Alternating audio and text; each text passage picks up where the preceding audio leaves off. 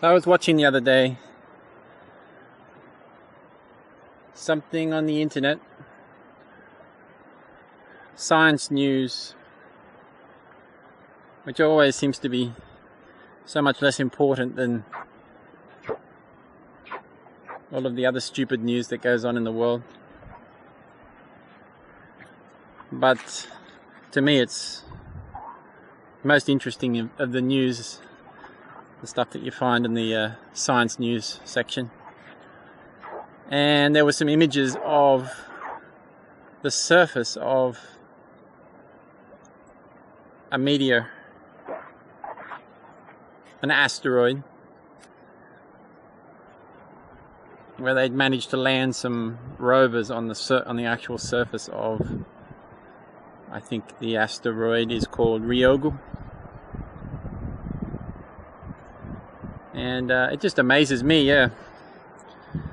how people could be more interested in some stupid court case about whether or not some guy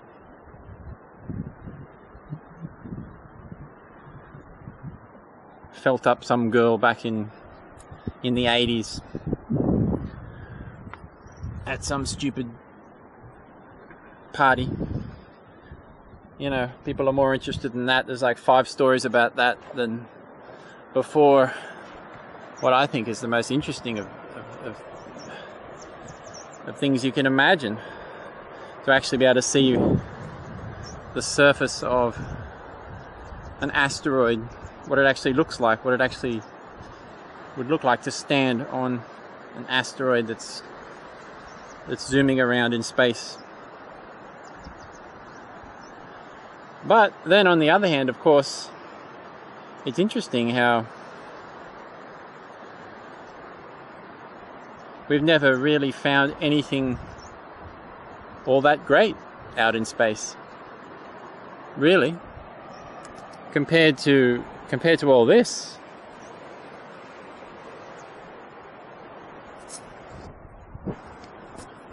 What we've found in space is nothing compared to what we have here on Earth. I remember watching a documentary once about the first images of Mars when they first managed to get a satellite to orbit Mars and to actually beam back some pictures of what the surface of Mars actually looks like. And people were sort of waiting, thinking, wow, this is a new planet, you know, what's it going to be like? If Earth is like this, then what could Mars possibly look like, you know? What kind of creatures might live there, and what might the terrain be like? But sure enough, the images came back. Just a dull, rocky, sandy surface just like the surface of the moon. Nothing really all that great. And since then, it's kind of been letdown after letdown, really, when you look at it. One way. I mean, don't get me wrong, there are some amazing photographs that you get in space, but in reality we haven't found anything we haven't found what we're looking for. And what we are looking for in these space programs and everything else, of course, is the answer to the big question: what the hell are we doing here on this little rock in the middle of this massive expanse of nothingness, with these few other bits of rock, much less interesting bits of rock, floating around us? What the hell are we doing here? Of course, that's the underlying reason why we spend millions and billions of dollars on space programs and everything else, pushing the boundaries of our knowledge, really. But yeah, I've always found it interesting how we haven't really found anything particularly all that great.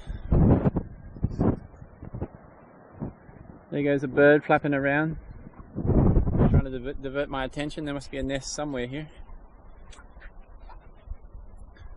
But anyway, I was just thinking the other day, wouldn't it be interesting, you know, to see in the future, at what point do we get to,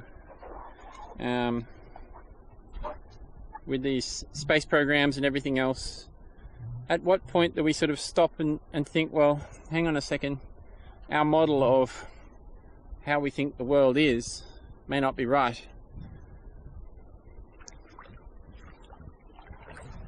There should be other civilizations of other creatures, beings, aliens.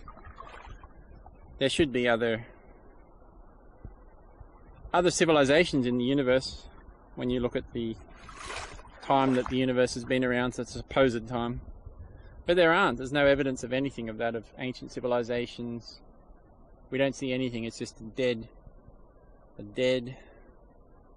endless universe out there. For some reason, with us here on this amazing planet, kind of right in the middle of it. Right in the middle of the known universe anyway.